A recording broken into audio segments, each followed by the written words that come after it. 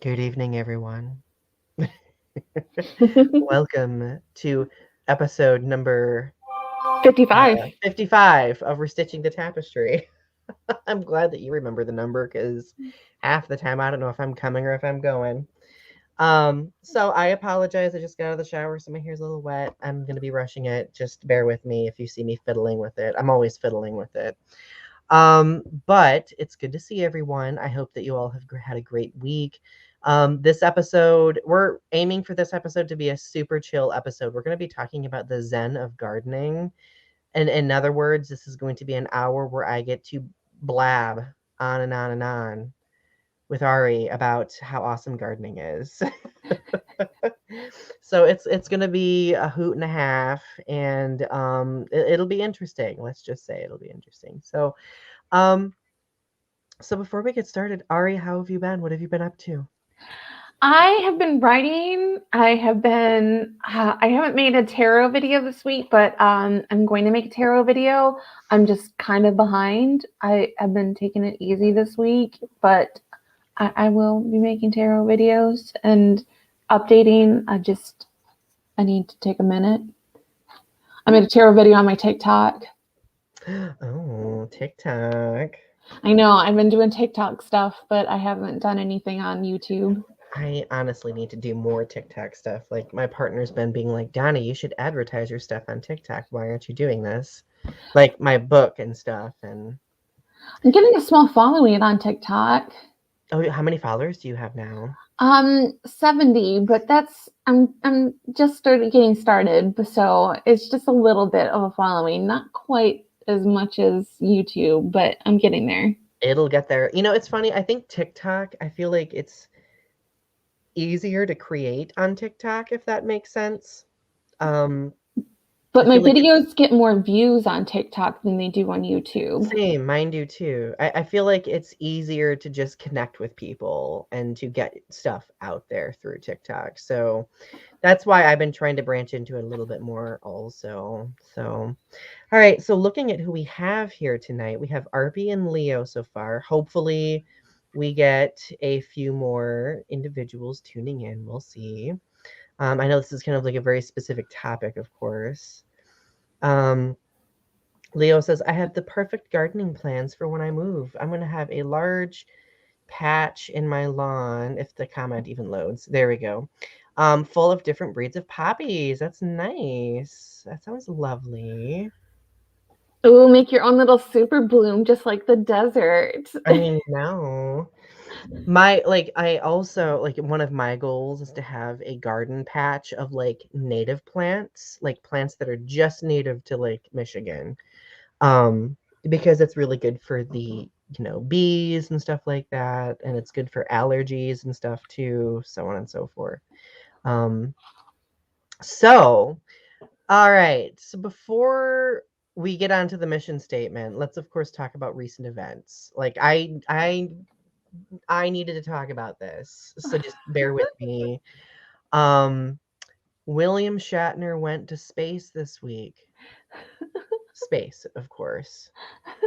um And okay, Is so it is it space is or it is it the space? edge of Like space? he kind of like grazed the edge of space far enough to like where gravity It's wasn't. just beyond what airplanes do. Let's be Yeah. honest. He went weightless for 3 minutes. I You can mean, do that in a plane. so as a shameless Star Trek fan, like I obviously was moved by like the gesture. Like I was just like, "Oh, William Shatner, Captain Kirk is the first man this age in space, and he came down and he was like on the verge of crying." I was like this is kind of emotional. Like I totally get it. But like I can't stop thinking, like I was watching, it was on the news. I was watching his exchange with Jeff Bezos of Amazon, of course. And I can't stop thinking about it as a publicity stunt of sorts. It totally is. Because like obviously in this exchange, like understandably, William Shatner was like, "Thank you for giving this to me. Like, you have no idea like how meaningful it is." And I couldn't stop. Like, I was like thinking at first, like, "Wow, this is really emotional for William Shatner, and that's great." And I love seeing this, but this is also like ego stroking of Jeff Bezos. Because if he really went to space, he probably wouldn't be physically fit enough to go to space. If it was like literal, like astronaut level space excursion, yeah. Yeah. Yeah, agreed. And I don't know, like I feel like the commercialization of what space travel is going to become is going to be very problematic, if that makes sense. Like I feel like it's already teetering on the edge of that. We could have a whole nother episode just talking about this, honestly. Yeah. But like we just wanted to talk about that for a moment because it was a very obviously a very unique moment, especially for me as a Star Trek fan, but I needed to talk about it. So Taylor wants to turn her front yard into a native no-mo. Oh yes, I love that. We need to talk about that too. Like we're gonna probably mention that later on in the episode about like how mowing is kind of like this elitist, classist notion of yard keeping. Leo says maybe I should make my poppies surround a stylized Zen garden. That sounds pretty. Loves it. All right. So mission statement for the show, per the usual. All right. Many witness different atrocities, large or small, that fray the social fabric around us, and much of the time many may feel powerless and know not how to address such things. This fray has gotten worse with the rise of social media because we are able to share any trauma collectively as it goes viral in real time. Much of this trauma drastically affects communities who are marginalized. So, our goal with Restitching the Tapestry is to educate ourselves and use our privilege as some sort of vehicle or means to carry on that education, to pass on that education of sorts. And we want to do this through, of course, conversation, creativity, action, and education. And obviously tonight we're going to be talking about a creative outlet, which is gardening. And we will be getting into conversation about how important gardening is also for like mental health, so on and so forth. Um, but let's begin. So, when did like Ari, have you like would you say that you are interested in gardening? So, Taylor. so gardening, I'm not a huge gardener. My mom is a huge gardener. She is the green thumb of the family. She is the one who has all the flowers, and she's the one who always gardens. So I got an interest in gardening through her. Um, I have not had spaces in which to garden. I gardened a little bit in Seattle. I had a money tree there and I had some small plants there. And it really helped liven up my space. Um, but I wasn't able to keep them uh, just because things got a little complicated. But when I moved back to Muskegon, I had some plants here, but I've had trouble because I don't get direct sunlight in my apartment now. And we're going to talk about plants that you can get in low light because I need it for my apartment. I love it. It is kind of hard gardening when you are in a smaller space, right? With not a lot of like yard access or outdoor access. But we'll talk about that too, what you can do when you Oh have yeah, some for space. sure. We'll give you some pointers. It's basically like we're gonna be on the HGTV network, but it's gonna be our amateur selves talking about gardening. They should pick us up so we can do a syndicated show. I'm kidding. Anyway, so, so for me, oh my gosh, gardening, like my blood runs green. I'm just gonna say it. Um, and many of you who are really close to me obviously know this, and you've known it for a very long time. Gardening for me became significant when I was a kid, and I have this very distinct memory one day of being like, Oh, I was like 5 or 6, I think, and I walked outside, it was a summer day, and I saw my grandmother, my grandma Winter, who is on my dad's side. She was sitting out in her garden, and it was a very large garden, mind you. She was sitting on a crate with a big sun hat on, and I just remember her throwing weeds left and right and left and right. And like I was just like, what the hell is she doing? Like, because at that I didn't really notice it until I was like 5 or 6. Like I was like, what is happening? So I go out there and she invites me to help her. And basically we spent like an entire afternoon like gardening, weeding and picking plants. And in that like one day, like she taught me so much about plants, which then kind of had the snowball effect where like I would keep learning more and more and more because I wanted to learn more. It like bled over into learning about like flowers, like perennials versus annuals. It led to me learning about like trees. I am one of those very odd people where I can literally go out into a woods, at least in Michigan, and identify every kind of tree Nice. or most plants as well. So during a zombie apocalypse, I would be helpful because I would be able to identify edible and not edible plants for you. But that's besides the point. Um, but it was just like as I've grown older, and after my grandma passed way back in 2003, I think gardening really it became my way of honoring her memory, if that makes sense. Um, and to add on to it, my other grandmother on my mom's side, the one who I didn't have a very good relationship with, some of my fondest memories with her though were of planting dahlias. She loved flowers, so like she would plant this like huge elaborate like flower bed to the extent where like if our small town had any local functions and it was like touristy, literal people would stop by her flower bed to take pictures of it. Wow. Yeah. Um and every year like putting out like planting her dahlia bulbs and then like digging them up over the winter or over the fall and wintering them, like that became like a very rigorous tradition.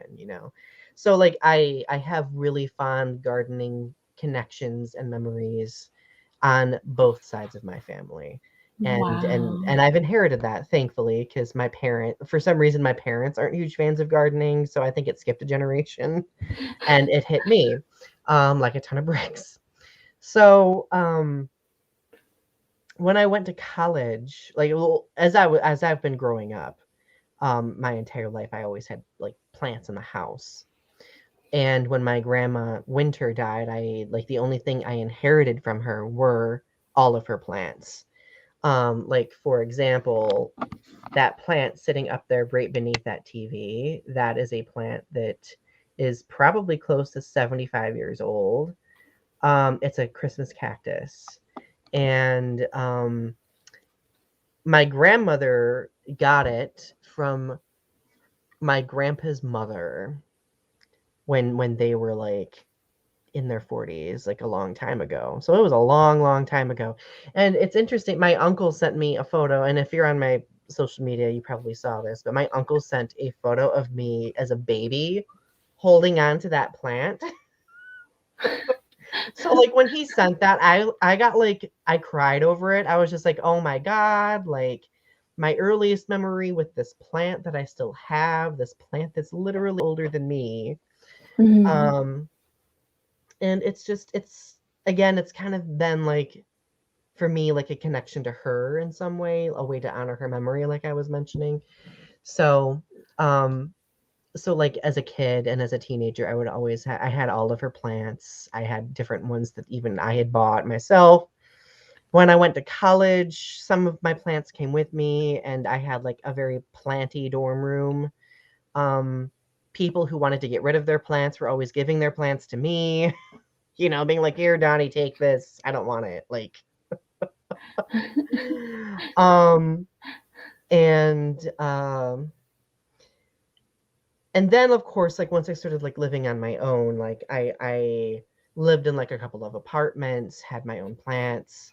And now that I like am living in a house with my partner, combined, both him and I have about 70 plants in our house. Wow. And our a friend and roommate who lives with us too has up like maybe 3 or 4 plants. So like close to 75 plants. We have a whole sunroom of just like this, and Ari's seen it, like the sunroom of plantiness. It's a jungle library basically. So It's very jungly. I've become so obsessive that it is also temperature controlled and monitored and humidity monitored. I swear I'm not. I am in command of my faculties. It's just a hobby that I love. What can I say? Mm-hmm. Taylor says that we are deconstructing our garden. I need to, I think probably late this weekend, I'm going to get out and pick the rest of our tomatoes because we have to deconstruct our garden too. But in a nutshell, that is my gardening history. I could have gone into way more depth, but it probably would take like 5 episodes of Restitching the Tapestry. And oh, Taylor, yes, I did kill the plant that Taylor gave me because it was a succulent, and I have a hell of a time with succulents sometimes. Especially specific succulents like the variety that you gave me, sad face. So Taylor, however, has kept alive a plant that I've given her, which makes me happy. So Taylor, I will gladly take another plant, and I promise the next one I will keep alive. Or I try may have to. a I may have a green thumb, but it's a very it doesn't incorporate all plants, let's just say. Okay. So our next discussion question, which Leo, our next question that we want to talk a little bit about is what is necessary to have something grow in only a small box of earth, but one that you can have as big as possible. Why garden? Why garden, right? So, and if you in the chat, if you're listening, if you love gardening too, feel free to share why you like to garden. But we'll talk about why we do. So Ari, while gardening is newer to you based on like the space that you're in, what has been significant about it for you? I think it's just nice to have something that kind of like pretties up your space, and I like having something that breaks up my day, and um, I like having something to take care of. It's nice having something that like is like outside of myself. I don't always take care of it. I actually just killed my 2 plants that I had. But it wasn't my fault. It wasn't my fault. Well, they were kind of seasonal plants ish, so I totally understand. But I completely relate with that. Like just it breaks up the space. Um, for me, it kind of well, I'm not going to be in this house forever, of course, but having when we moved in and having a sunroom, it like completely changed the game for me because I was able to kind of create my own little paradise, right? And it's a space where I've been able to like be creative, do work, feel relaxed. Um, I wrote half of my upcoming collection of poems in this sunroom. Like it's been like this place to kind of give me some sort of outlet. So I very much do consider indoor plants especially a creative outlet because I can take care of them, tend to them, shape them, propagate them, study different aspects of them, so on and so forth. So I would argue that gardening as a creative outlet is instrumental to maintaining my mental health because it gives me that sense and connection to nature, which is something very important to me. Forever a tree hugger. Um, Taylor says we are removing the raised beds and I'm gutted. Oh, I'm sorry about that. Taylor, I'm gonna be honest, like garden goals. Like I'm kind of jealous of Taylor's garden. Um, Leo asks, what is the purpose of a raised bed? How is it different from planting on surface level? That's actually a really good question, of course. All right, did you want to answer that first? It looked like you were going to say something. No, I have Oh, no idea. oh.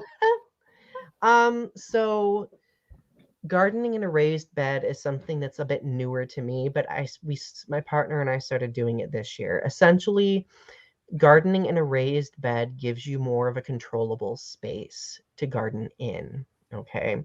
And it's aesthetically pleasing as well. But the reason why it gives you a controlled space is because you can control weed growth. It's above the surface level. So, like, a lot of the seeds from weeds that get dispersed won't get dispersed in that level. Um, you can make it so it's easier to water that way. It's easier to fertilize, and it's easier to like space out your plants. And also, if you have plants that like need to spread, or plants that need like plants that are like, say, very susceptible to like getting molds or mildews, because they're viney plants, usually a raised bed helps with that because it elevates them and gives them more air circulation. Or like Taylor just said, raised beds are good for people who can't bend like me. Very true. Plus, can't you do like cool irrigation stuff with them? Oh yeah, for sure. I haven't really gotten into like a lot of the irrigation stuff, but I'm sure at some point I will once I sit down and examine it a little bit more. But I like another thing I love about raised beds is it prevents some wild animals from getting to the plants as well. And let's just say squirrels are very destructive. Rabbits are hella destructive. Having a raised bed can help alleviate that. And Taylor makes a good point too. Some plants are bullies and will spread if they are not contained. For example, I will plant herbs in a raised bed separate from the rest of the garden because there are a lot of herbs out there that will spread, like spearmint, for example, or any type of mint. Like it can be quick. It's a beautiful plant, and of course, it tastes amazing, but its roots spread to the extent where it will choke out other plants if you keep it with a bunch of other plants. Ooh, Taylor has issues with skunks. I cannot speak. Skunks and groundhogs. Ooh. Mm-mm. That'll be a no from me. But that was a good question, Leo. I hope that clarified. So, what sort of things should you put in your garden? Well, anything you want, really. There are some plants that do grow well together. They're like, for example, squash and corn grow well together. There are like tomatoes grow well with certain other plants too. Yes, we will turn Ari into a jungle cat.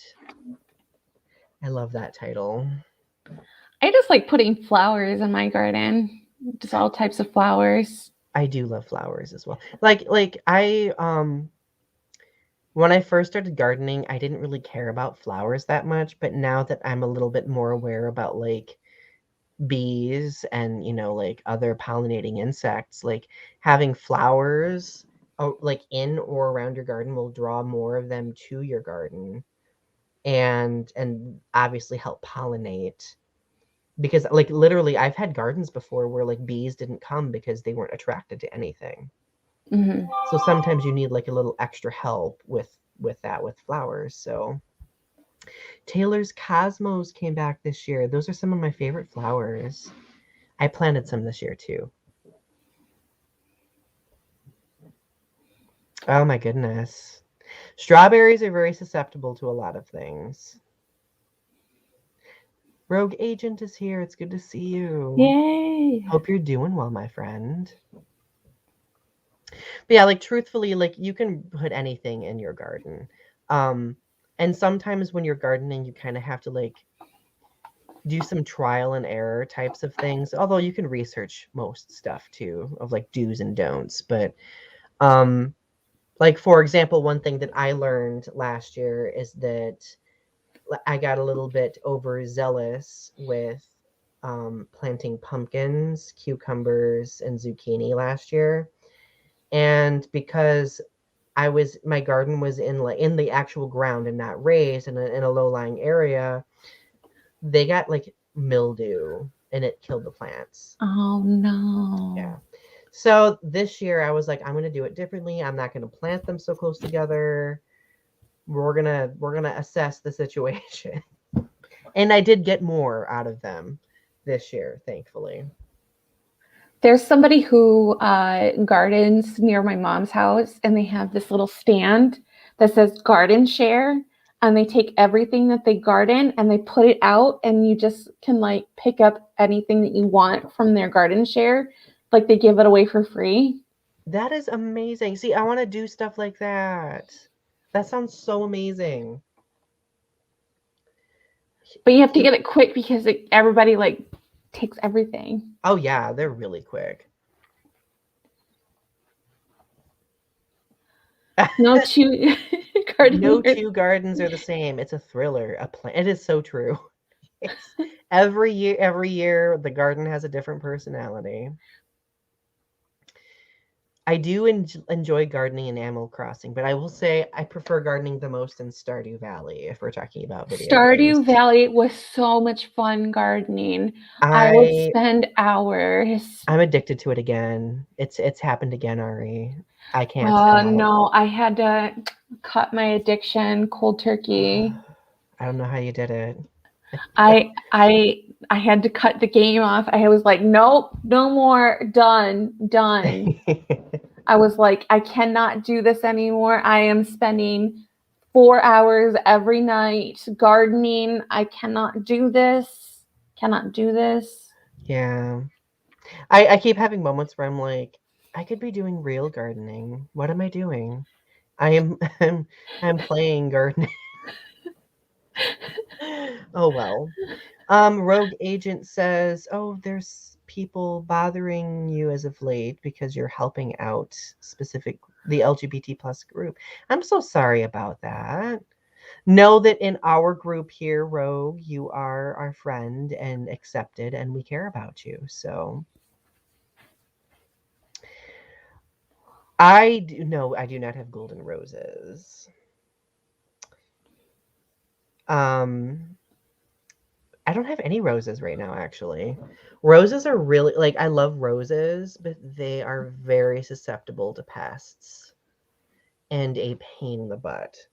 I adore them and I used to love growing them, but until I buy my own house and have my own space, I'm not going to do roses until then. Let's just say. You know, roses make me think of that movie American Beauty. Oh, yes. She's like where she's like cutting the roses and she's like Mhm. so obsessed about the rose bushes. Me. Just kidding. Okay. What if you live in a small apartment? Can you still garden? Yes, you definitely can. Window boxes. Okay, so if you have a terrace or a patio, those are excellent spaces to have little gardens. When I lived in apartments, especially ones that had a patio, I would do like potted gardens. Like I might have like 3 or 4 pots of tomatoes. I would have like a raised bed with just like herbs in it. Like I would have like I usually my go-to herbs would be like spearmint, thyme, cilantro because I love cilantro, and dill. Like those would be like my go-tos, right? Um there were a few years where I would like do like strawberries and I would have like strawberry plants. But like you can do it on a terrace. Taylor says microgreens. Yes, like you can do like smaller scale gardens. Like I've seen people do like entire like little gardens in their like kitchen window before. Like small like pots of herbs, so on and so forth. I also have the 10 best plants for apartment living, and one of them is the snake plant. It helps Ooh. remove, and also for low light and apartment living is the ZZ plant. Yep. Just be careful with that one though, because it's very toxic to pets. So that would be one you want to keep high up away from pets. Yeah. The iron plant, cacti, Mm-hmm. succulents. You said succulents are bad. You have a hard time. They're bad for me. They're not bad for everyone. Spider plants, but I heard spider plants always propagate. They're like continually or We have a question from someone. Hey, I hope I'm not bothering. I have a really homophobic family and I really want to come out soon. I want to be myself, but I know it won't go well if I come out now. Oh, Shima, I'm sorry to hear oh. about that. Well, first and foremost, we really appreciate you coming here and being open with us. Like, I think being open with people you feel safe around is a very good first step when it comes to coming out. Okay. I guess like I don't know if you're looking for advice or anything, but the best way for me when I came out was surrounding myself with friends who could uplift me and be there for me. And if not friends, like maybe acquaintances, colleagues, coworkers, at least someone you can kind of like create a network with, right? Mm-hmm. Even if that network is online, truthfully. So, regardless, like it come out when you feel comfortable doing so. Yeah. Yeah, when you feel safe. And I understand what it's like to have a homophobic family and like family that doesn't support you. It's rough. So my heart goes out to you. Like, just stay true to yourself and make sure that you become independent, and so they can't control you. So like just make sure that like you become make it so that like they can't control you in any way and that you can live an independent life free from them. And so like it doesn't matter whether or not they support you, you can live your own life free of their expectations. Like Agreed 100%. that's basically all you can do is like when you come out, just do it when you're free of their expectations and they won't be able to control you.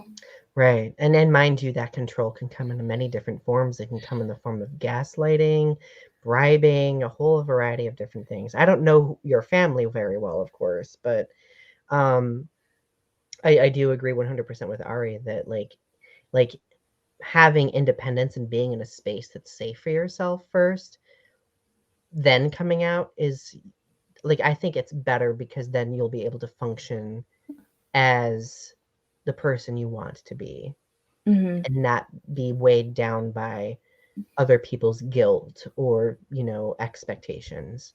And I agree with what Taylor said. Taylor says decorate your closet, and then when you're ready to let someone in, you can in time. I love that.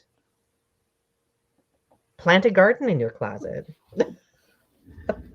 With a grow lamp though, because since there's no light, you will probably need one. But yeah, if you have any other questions, Shima, don't hesitate to leave them in the chat. We will be watching the chat. Oh, Shima says, because it's updating on YouTube faster than it is in the back end here. Thank you for the advice. This means a lot. I was thinking of doing it when I move out, but because the fear of gaslighting, that I think gaslighting is really like the frustrating part, 100%, Mm-hmm. right? And oh my goodness, you made my day. Like we are so happy that you feel safe with us. That's our goal all the time. We adore you. Oh, I'm getting emotional. So, oh, I missed a comment that Taylor said too. Spider plants are like catnip, so cats destroy them. They are. They Like, are, I yeah. literally, I'm always catching my cats like trying to sneak into the spider plants, and I'm like, like, get out of there, you cats. Peace lily. Peace lily is another apartment plant. Oh yeah. And ficus. Ficus tree. Oh, I love ficus trees. I've always wanted one, but I've never had one before. I have a bonsai ficus tree though. Like a small one? Yep, it's like it's like this big. I got it from, well, Britt got it from Aldi for me.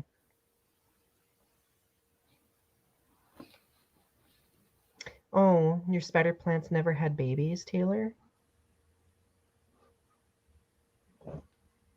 Are there any other ones, Ari, from that list, or was that Nope. the list? That was the That's a, list. I would say that's a pretty good list, honestly. That's a really good list. Mm-hmm. So other things you can do like in an apartment. So I don't know if you'll be able to see this. I'm going to move my camera and hopefully not ruin something. Um, see that little lit area down there? Yeah. That is actually a hydroponic garden, like a hydroponic herb bed. We ended up, we bought it at Aldi because that's what we do. We buy everything from Aldi. But essentially, it is this little like water garden where like you can fill a basin full of water. You plug in this machine, it filters the water and it projects like this plant light down on it, and you can plant seeds in these little compartments and it'll grow in the water entirely. You won't even need soil or anything like that. So we've Nice. been growing parsley, majoram, and something else I can't remember in there. It's been cute though. Like we really love it. That's another thing you can do. I've seen people do like garden walls where they've like maybe had like a series of shelves or compartments where they plant plants in, and they kind of like let the plants descend through their wall, and they like have them misted. Like that's like super elaborate stuff. Like obviously that takes time I don't even have to do. So um but those are some apartment ideas. Let's see We here. should have had Taylor on as a guest. Taylor, the next gardening episode that we do, which I fully think we should do another one, honestly, we need to have you on as a guest because, or if we do like any literature episodes, I think it would be really fun to have you join us. Let us know what you think about that.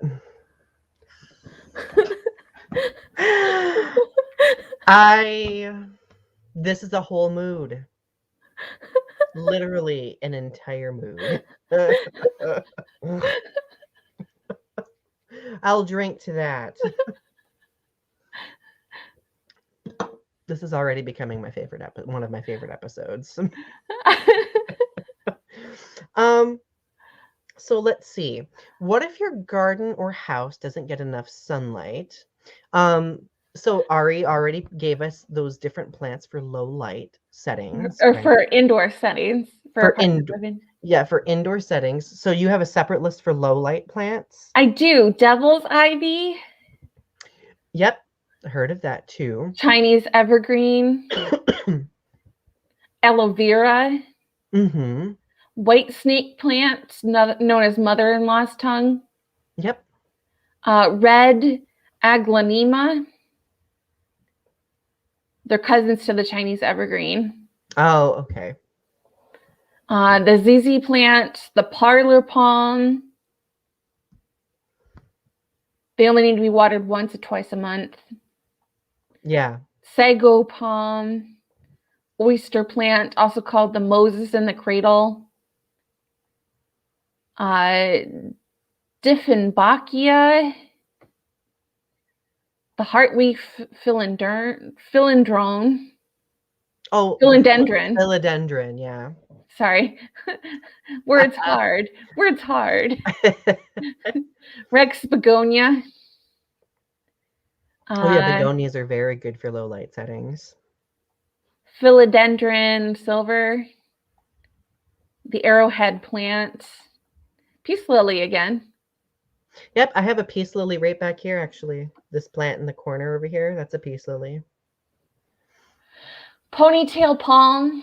A money tree. Don't you have a money tree? I have like 5 money trees.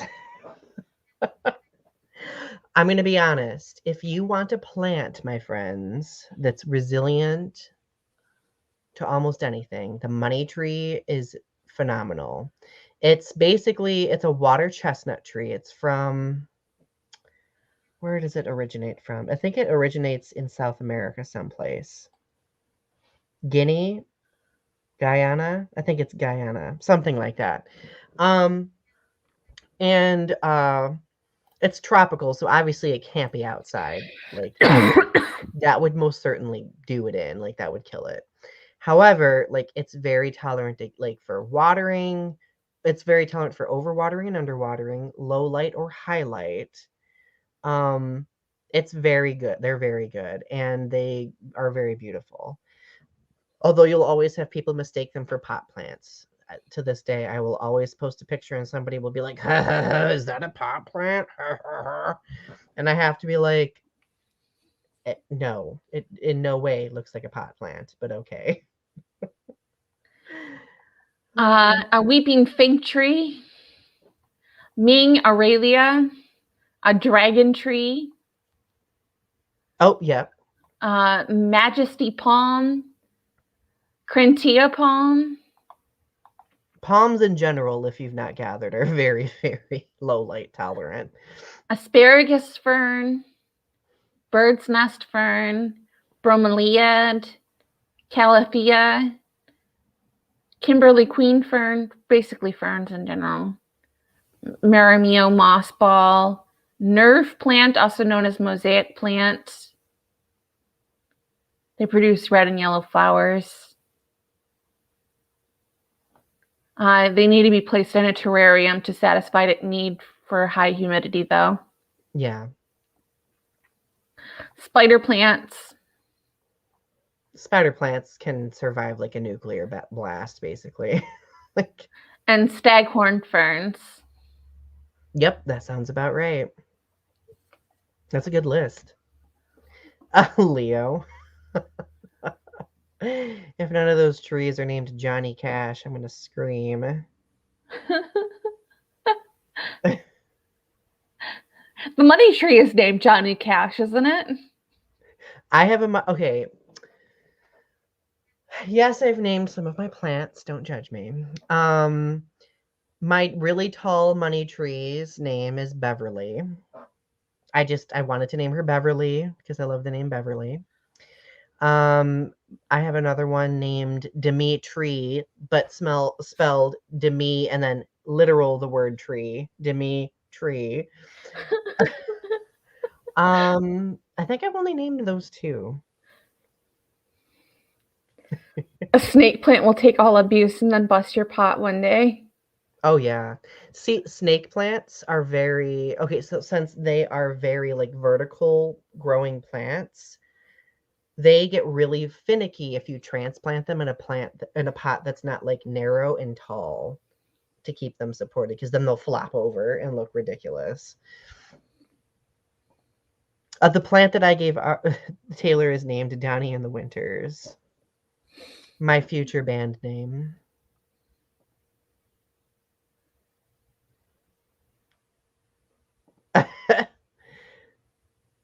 Sharp guy.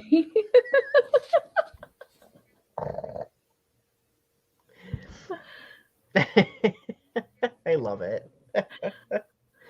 Oh my goodness. But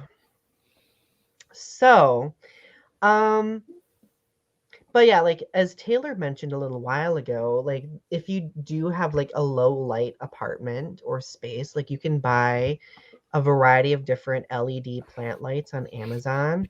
We have a million plant lights in my house.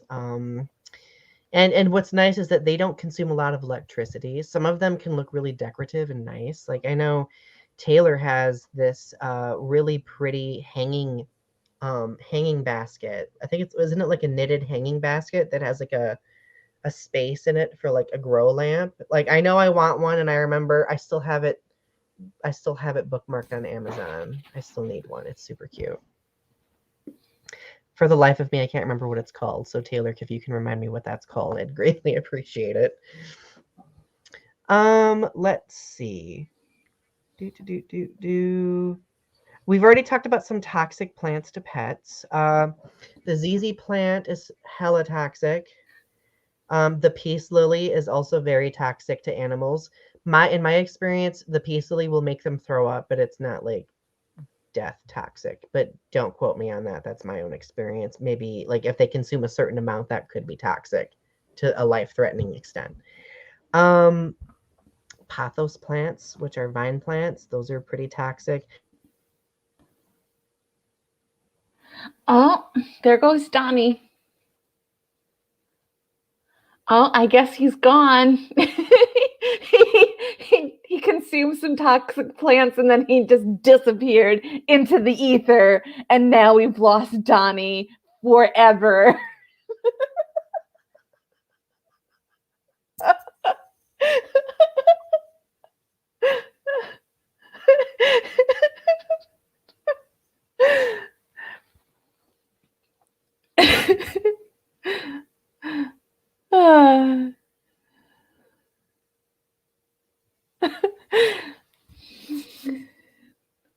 Let's look up some toxic plants for pets.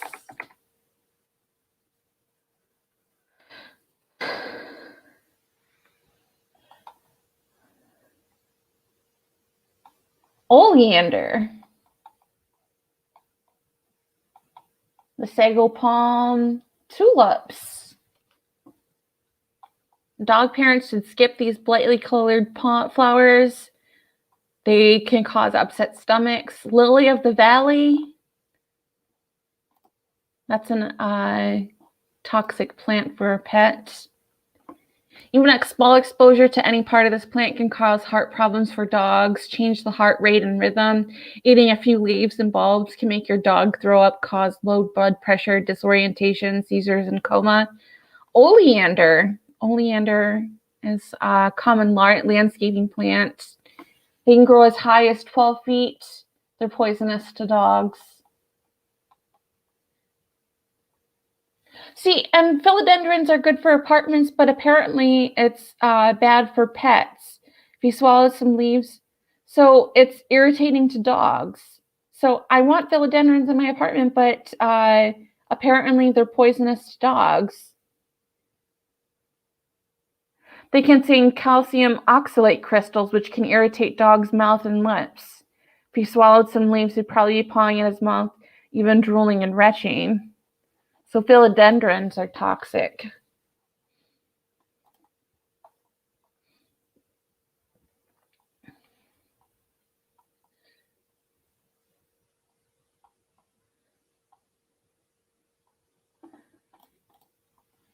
So much for the philodendrons. I wonder how it is for cats.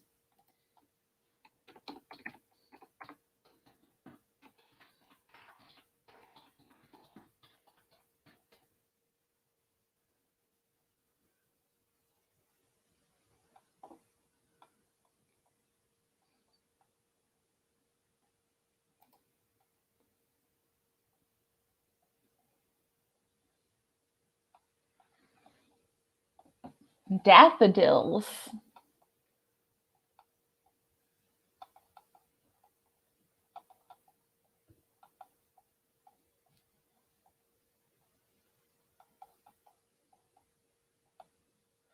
Dieffenbachia,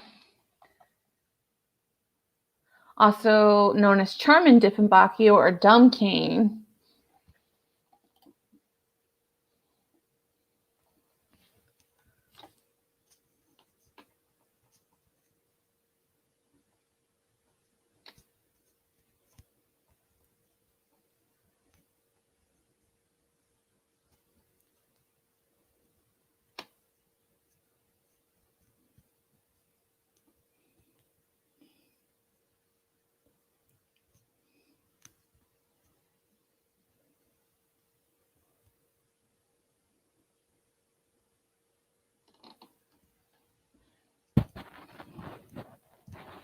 Onion plants, chives, shallots, garlic plants are also poisonous to animals too. Yes, I knew that. I did know that.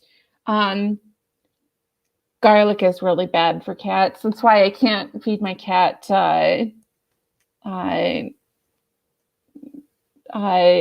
Italian food, because you can't eat garlic. There's other reasons why I can't feed my cat Italian food, but garlic is one of the main reasons why. He does like eating the bread, though.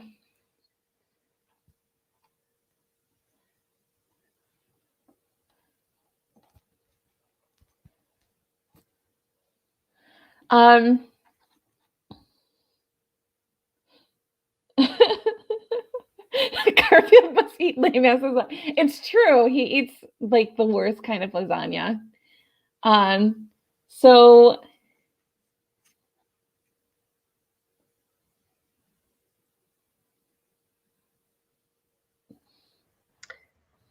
Can everyone hear me okay?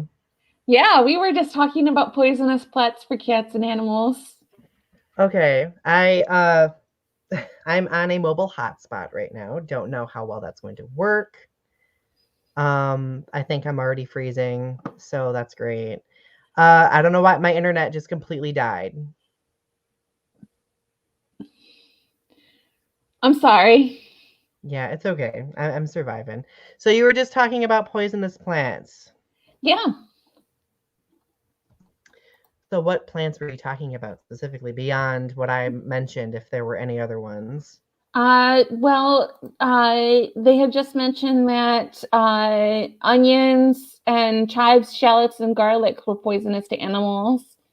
And I had mentioned that daffodils and lilies were poisonous to cats. Yeah, that sounds about right. One that's really bad is and I really hate this plant. It's lily of the valley. It's extremely toxic to basically everyone and everything. Mm-hmm. Definitely avoid that one at all costs. So let's get to one of the next questions. How can gardening help your mental health? Oh, that's a good question. I think it can help your mental health because it serves as an escape. It serves as, I don't know, some sort of a connection to nature. A lot of people will often say that like having a connection to nature is very meaningful when it comes to resolving mental health difficulties. You're Yeah. like completely frozen to me, Ari. Like I can't even see your face moving. So that's probably my internet being really dumb. This is so exciting. Bye, Rogue. You have a good rest of your night. Um, I think that it's good for mental health because it gives you something to distract yourself, and it gives you something to work on, and it gives you something as in like an outlet to help yourself when you may be feeling low, like in depression. Like it gives you something to like physically do, like to exercise when you're feeling low, and when you're feeling like uh, feeling up, it gives you like something to like burn off energy. Yeah, I like that. It's so true. It's so true. Taylor says transcendentalists knew that nature was divine. Romanticists thought that nature was sublime. Plants give you hope. They can come back from a lot. I do like the symbolicness of like plants being very resilient. Mm-hmm. So, yeah, like, I think those are some really good ways that they help mental health for sure. So let's do a few random questions. So, Ari, do you have a favorite plant so far? My favorite plant was when I was in Seattle. I had gotten this tree from IKEA, and it had, I don't know what kind of tree it was now, but it had like its bark like went in and out. Like it created this like swizzle effect, and it had leaves that came down. It was so cool. I loved that tree. I wish I knew what kind of tree it was. Wait, did you say that was a money tree? I think it was a money. It wasn't a money tree. It was a certain kind of tree from IKEA. If you saw like a picture of it, do you think you'd be able to identify it? Yes.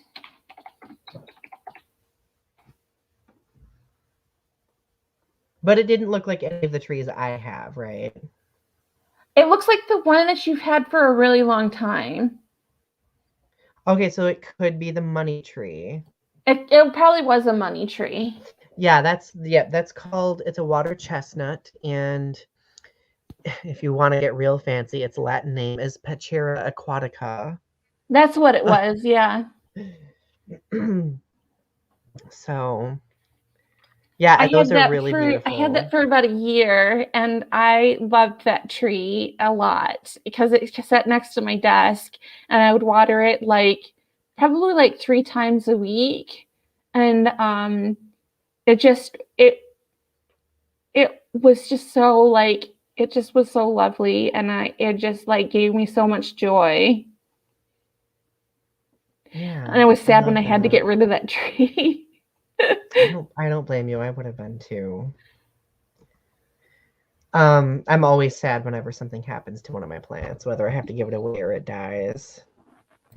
Taylor says, if this loads for me, and you can relate to plants that die when you breathe on them. I also want to die if people breathe on me.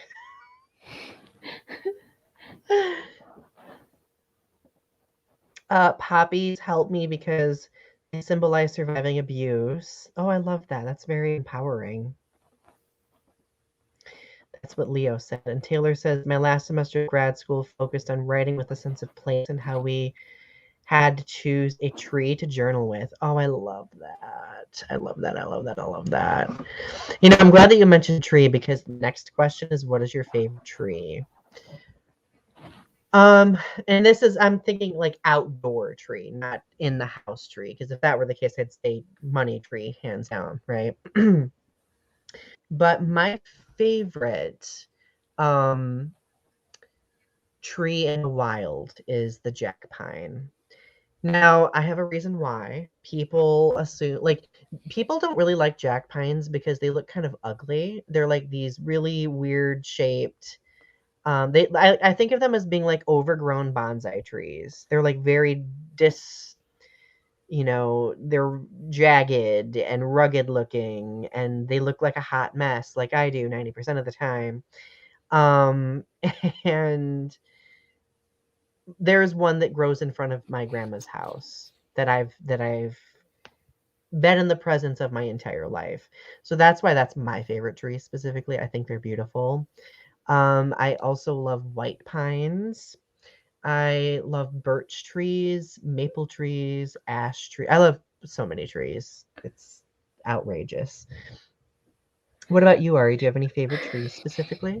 I love willow trees because they have the big hanging down things, like the leaves, and they're just like so romantic. And I love what are they called? Wisteria trees because the flowering plants on them. Oh, Oh so yeah. pretty. Yeah, I love And those cherry ones too. blossoms. Yep, Leo says cherry blossoms or the magnolia. Did you know that the magnolia is one of the most ancient trees?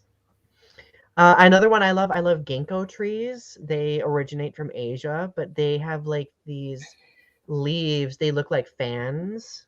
They turn like saffron yellow in the fall. They're really pretty. Taylor loves willow trees, pear trees, tree beard. I love tree beard as well. Tree beard is an icon. Um, do you have a favorite nature space outdoors, Ari? So I love going to this hiking trail called PJ Hoffmaster Park. Mm-hmm. It's like it's it's basically like a nature center near me. And basically like it just has like a loop that you can walk through that goes to like the beach. And it's just like you can walk the whole thing in like an hour, but it hooks up to like Grand Haven, and it goes through all of Muskegon, and it's just like this pretty little trail in the middle of Muskegon, and it's just like so nice. That does sound very serene. I love that. Taylor grew up at Hofmaster, camping at Hofmaster. For me, my favorite spaces, Irons Park in West Branch, one of my favorite places. I love walking on my family's property. My family owns about 200 acres of property up in West Branch. It's like very foresty and hilly, and it's really pretty. So that's like where I go to get away from things. Oh, Leo has to get going. We appreciate you, Leo. Thank you, everyone, for bearing with my technology problems. Bye, Leo. We're going to be probably wrapping things up here shortly in a couple of minutes. So, are plants good listeners, or do they just want your carbon dioxide? I love that question. I think that plants are very good listeners. I know my plants get me. They may not be able to vocalize it, but I just feel subliminally that they get me.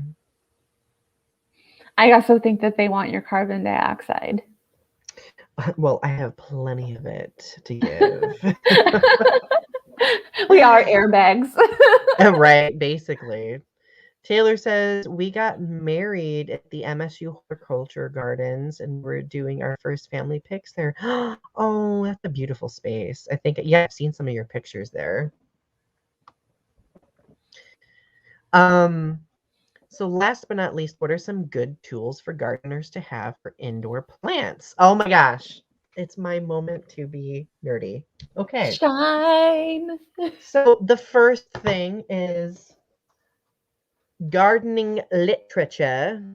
Okay. The Indoor Plant Bible by Dort Nissen is a great book and a great resource. I have one that I love that's like a tree guide. That's one of my favorite, Trees of Michigan.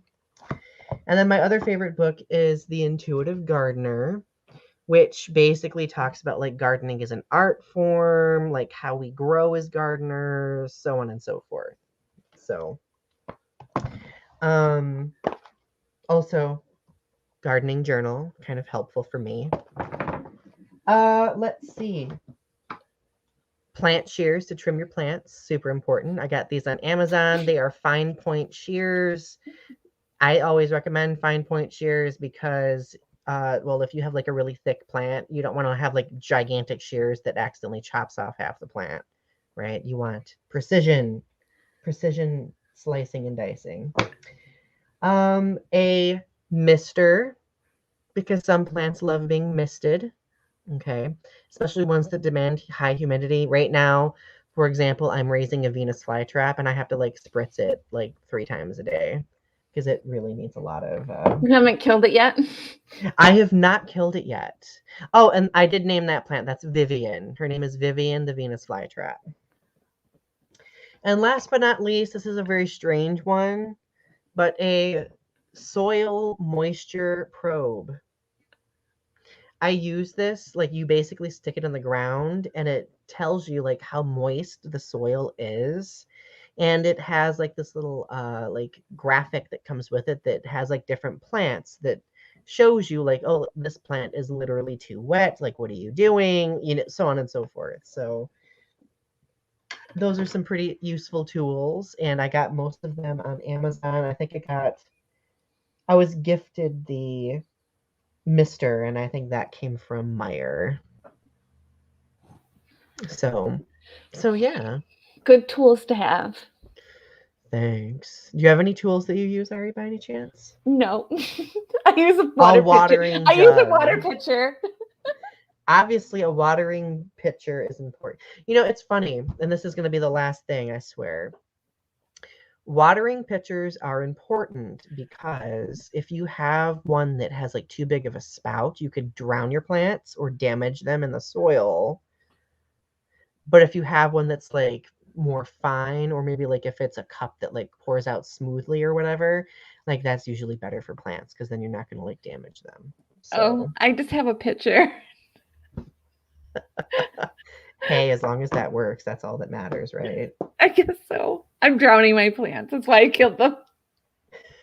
I'm gonna need to like have a meditation moment in my plant room because my internet is angering me. My internet's still not working. So I'm glad that I have um this hotspot to work with. So all right, friends, thank you for being garden nerds with us. I'm gonna probably Taylor says some people water their plants in the shower. Yes. I know some people who also like drag their plants out when it rains, so they get rainwater. Anyway, so Ari, do you have any parting words for our friends before we leave?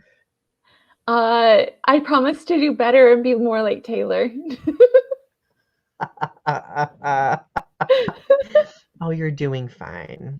You're doing fine. My lingering advice would be take baby steps when it comes to trying gardening. Okay, like maybe have one plant and see how you do with that one plant. Study it, learn what it needs, what it doesn't like, and then you can gradually build onto your plants that way. So, all right, everyone. We hope that you have a wonderful night tonight. As always, thank you for tuning in. We love you, and we will talk to you soon. Bye.